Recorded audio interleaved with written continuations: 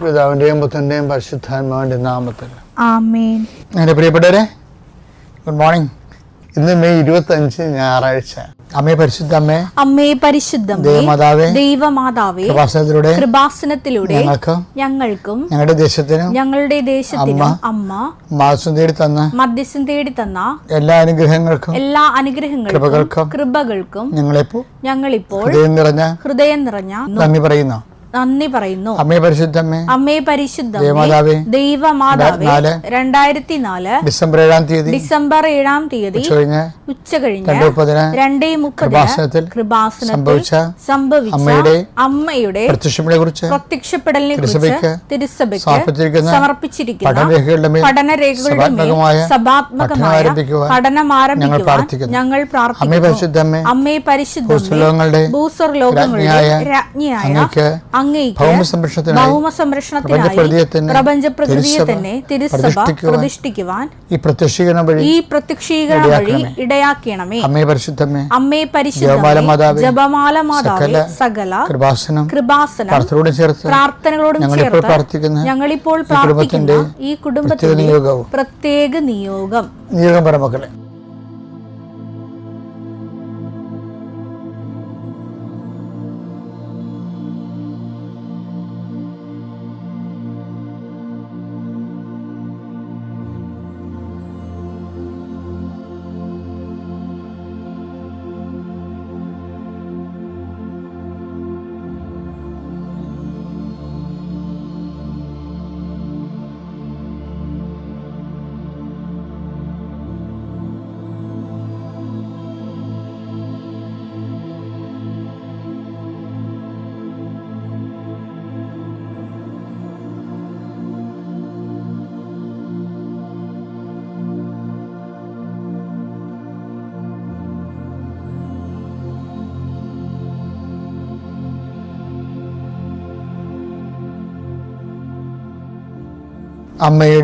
അമ്മയുടെ പ്രത്യക്ഷീകരണത്തിന്റെ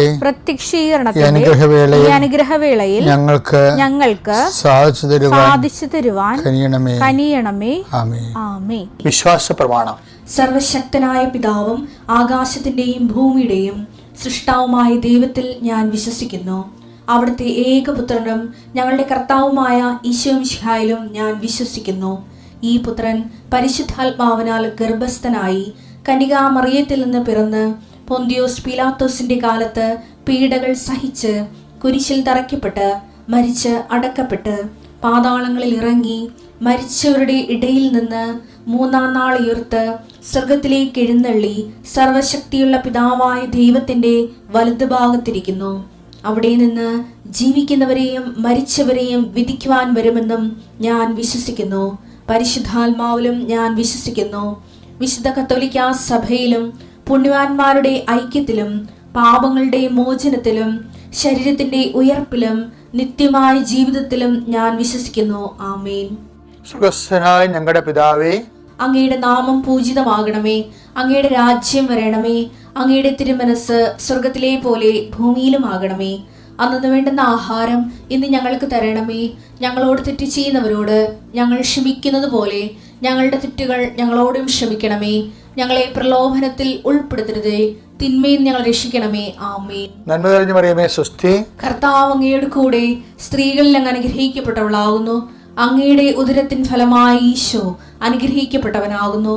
പരിശുദ്ധ മറിയമേ, തമ്പുരാന്റെ അമ്മേ, പാപികളായ ഞങ്ങൾക്ക് വേണ്ടി ഇപ്പോഴും ഞങ്ങളുടെ മരണസമയത്തും തമ്പുരാനോട് അപേക്ഷിക്കണമേ. ആമേൻ.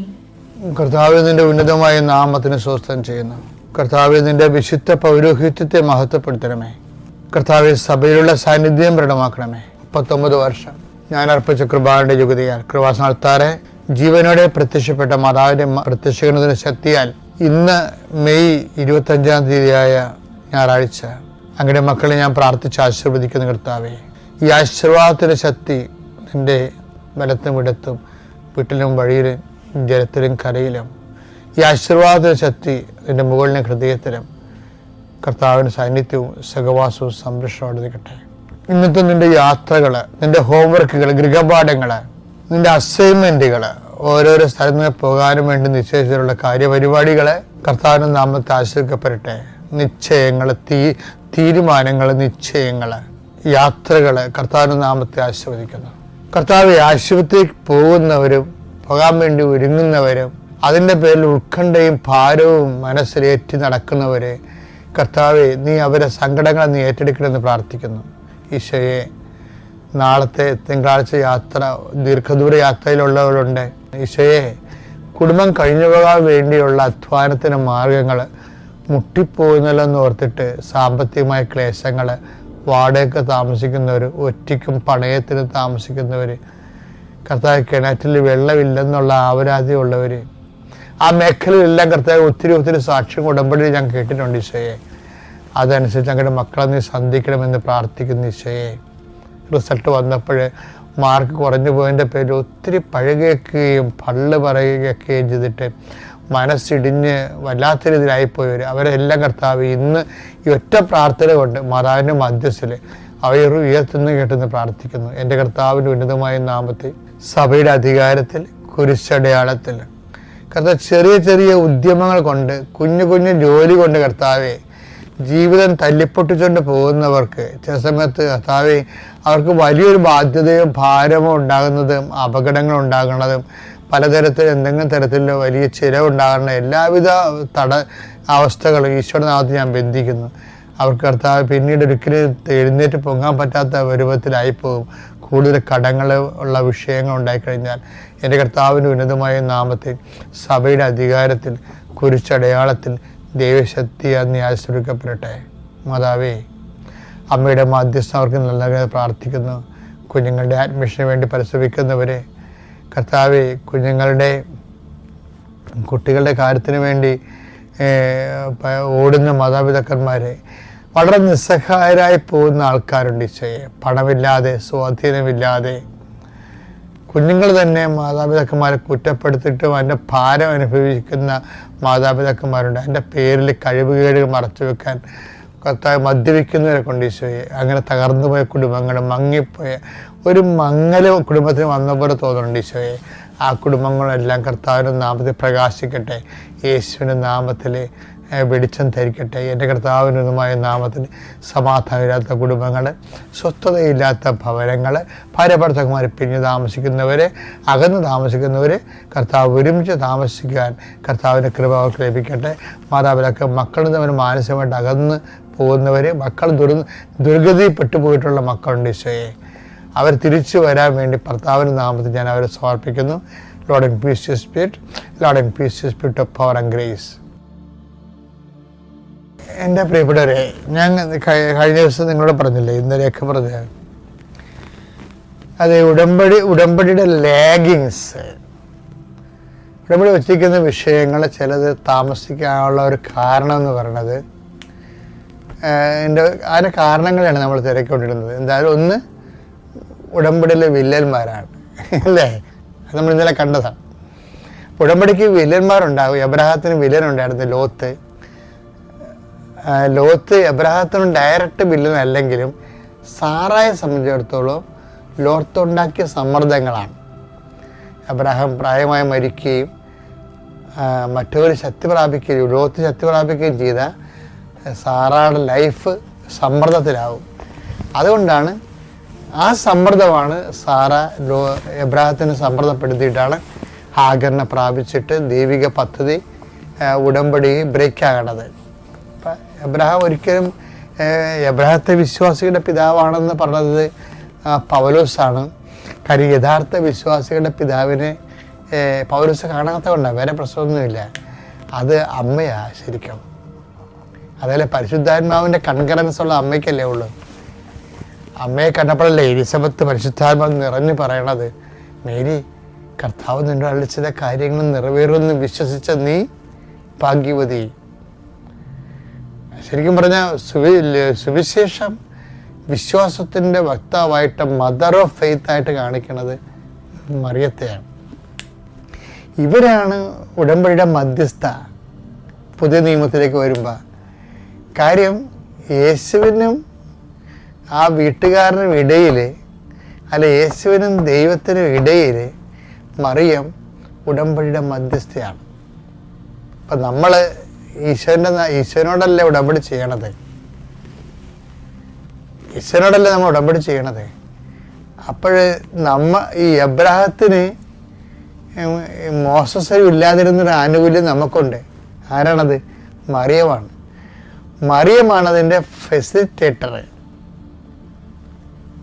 ഒരു നാവിഗേറ്റർ എന്നൊക്കെ പറയത്തില്ലേ, അതുപോലെ ഉടമ്പടി നാവിഗേറ്ററാണ്.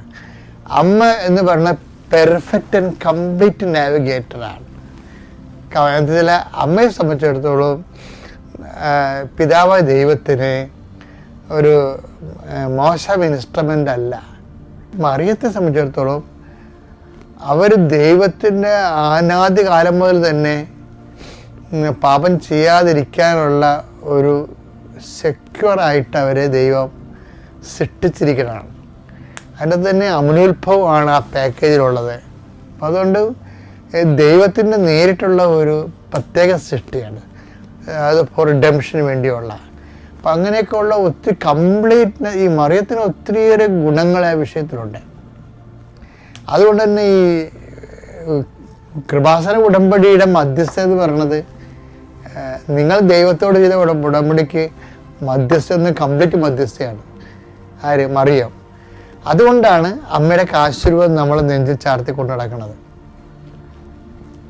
നിങ്ങൾ എന്തൊരു ഐശ്വര്യമാണ് ആ ഉടമ്പടി കാശുരൂപം കാണാൻ.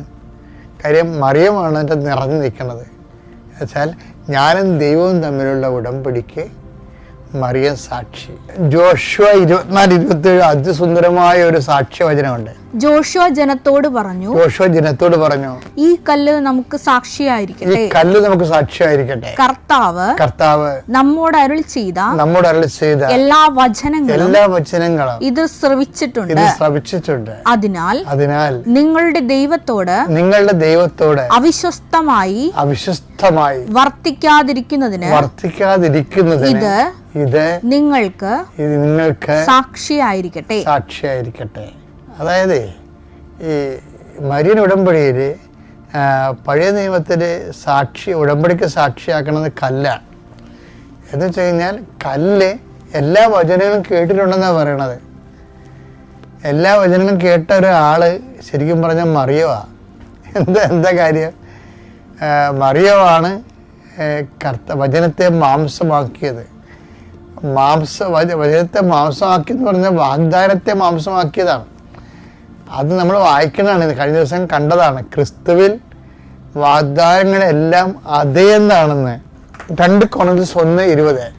ദൈവത്തിന്റെ സകല വാഗ്ദാനങ്ങളും ക്രിസ്തുവിൽ അതേ എന്ന് തന്നെയാണ്. അപ്പോഴേ ആ ക്രിസ്തുവിനെയാണ് വചനത്തിലൂടെ മാതാവ് ഗർഭം ധരിച്ചിരിക്കുന്നത്. അപ്പോൾ എല്ലാ വാഗ്ദാനങ്ങളെയുമാണ് മാതാവ് ഗർഭം ധരിച്ചിരിക്കുന്നത്. അതുകൊണ്ടാണ് അതിൻ്റെ ഒരു പ്രോട്ടോടൈപ്പാണ് ജോഷുവ പറയണത്. ഈ കല്ല് എല്ലാ വചനങ്ങളും കേട്ടതാണെന്ന്. പഴയ നിയമത്തിൽ ആ ഉടമ്പടിക്ക് കല്ലാണ് വചനം കേട്ടെങ്കിൽ പുതിയ നിയമത്തിലെ മറിയമാണ് വചനം കേട്ടിരിക്കുന്നത്. എല്ലാ വചനം കേട്ടത്, എല്ലാ വചനങ്ങളും ക്രിസ്തുവിൽ അതേ തന്നെ ആയതുകൊണ്ട് ക്രിസ്തുവിനെ സംവഹിച്ചത് മറിയമാണ്. അവരാണ് നമ്മളുടെ മീഡിയേറ്ററായിട്ട് വരുന്നത്. അതുകൊണ്ടാണ് അവരുടെ ജീവിതക്രമം, മാതൃകയും മധ്യസ്ഥവും നമ്മൾ അനുകരിച്ചുകൊണ്ട് ഉടമ്പടി ജീവിതം പുരോഗമിപ്പിക്കുന്നത്. അങ്ങനെ പോയി കഴിഞ്ഞാൽ നമുക്ക് എബ്രാഹിം സംഭവിച്ച പോലെയും മോശം സംഭവിച്ച പോലെയും ലാഗ് ചെയ്യേണ്ട കാര്യമില്ല, താമസിക്കത്തില്ല. കർത്താവ് അതുകൊണ്ടാണ് സമയമായില്ല എന്ന് പറഞ്ഞിട്ടും ആകാത്ത സമയം മറിയത്തിൻ്റെ വാഗ്ദാനത്തെ പ്രാർത്ഥനയിലാക്കിയെടുത്തത്. അപ്പോൾ ആ മറിയം മധ്യസ്ഥയും മാതൃകയും സൂക്ഷിക്കാൻ വേണ്ടി പ്രത്യേകം ശ്രദ്ധിക്കുക. Praise the Lord.